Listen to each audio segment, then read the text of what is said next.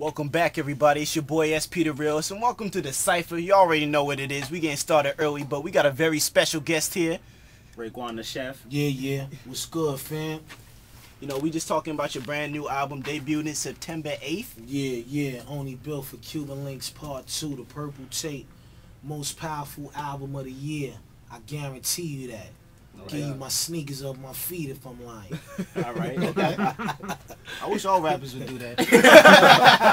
That is the most official quote I've heard from anybody. Yeah. I gotta co-sign it though, man. It's real rap, you know what I mean? Like I said, it's a lot of us that really dig, you know, hardcore music, you know, hardcore lyrics, all that at one time. It's like, it's been a long time since we was getting them kind of albums. You know, this album was definitely designed on that level, on that scale, to make y'all feel like, yo, you wanna hear a CD that just gonna blow your mind with lyrics and theatricalness and cinematic play, and this is your album, B. Okay, all right, most definitely checking it out. Wow. I guess my first question is, like, originally, you know, when we going all the way back to the first Cuban Links album, you know, you had a track on there called Criminology. Yeah. Now, what you decided to do with this album, you got to update it with Criminology '09. No doubt. So, like, what's the difference with this? You just, you know, you going off with some new stuff on this one? That wasn't, you know what I mean? Criminology 2 ain't even on the album. That was just something that we just wanted to give y'all a feeling of the first one, you know. Okay. Like I said, for me, I always want to give y'all more than what, you know, y'all may want, you know. And when we dropped that, you know what I mean, it was just to take you back to the first one, because if you notice, the beat changed. You know what I mean? Sometimes, you know, we got favorites that we like, but we don't try to go back and do two to every one we do, you know what I mean? Right. But that was definitely one that, you know, we loved. You know, this time I went first before Ghost went first, you know what I mean? You know, so we just wanted to just play around with the beat or whatever. But I didn't even put it on the album. It's not on the album. You know what I mean? That right there, you know, we sat down and we talked about it. He's like, yo, everybody familiar with that one. So we just wanted to give y'all extra joints just to have in y'all little things and all that. All right. Well, speaking of Ghost, it seemed like, you know, y'all collaborate like, you know, it's like natural. Batman so like, and Robin rap, right? You know, so what makes, you know, y'all two connect, you know, so perfectly compared to the, you know, the other members? I mean, you know, when we first started, you know what I mean, we always felt like we was like the hit squad, you know what I mean? Y'all familiar with the hit squad, you know what I mean? And we felt like we was them, we was their challengers. And a lot of times we would say, all right, we got somebody, we got a Method Man, they got a Red Man. You know, we got an EPMD. Me and Ghost was the EPMDs, you know what I mean, from the door. Like, everybody knew that. Everybody in the crew knew that. And they wanted to, you know, we wanted to incorporate that to the world and let everybody know. Like, me and him, we Siamese twins. It's like, you know, we got our rock him. Jizzle was our rock him. You know what I mean? ODB was our K-Solo or whatever, you know what I mean? The energy and the wild flows and all of that. You know what I mean? And RZA was the Eric Sherman or whatever, or whoever he was to the crew. But we always was comparing ourselves to other cats, and in a good way. That was a good lesson. Not like we was just hating on them, because we respected them. You know what I mean? They did it before us. They was really them dudes. I mean, if you go back to their albums, So What You Saying and Knick Knack, Patty Whack, Give a Dog a Bone. You know what I mean? DOS Effects and all of that. You know what I mean? You can't never front on them. So we just was implicating them, you know what I mean? We just coming like them, rather. We just putting ourselves in that chamber. Okay, cool. Right.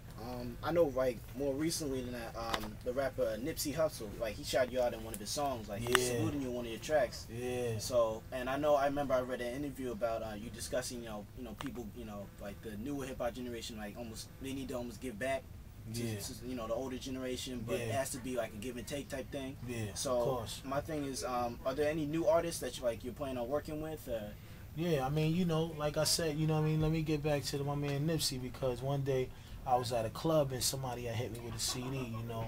Sometimes, you know, people, they pass off CDs to you and all of that, and I happened to get this CD, and I was listening to this cat, and I knew he was a new artist, and I was listening to him, and that song came on, and I was like, you know, I ain't never heard nothing from him the first time. This is just me throwing it in or whatever.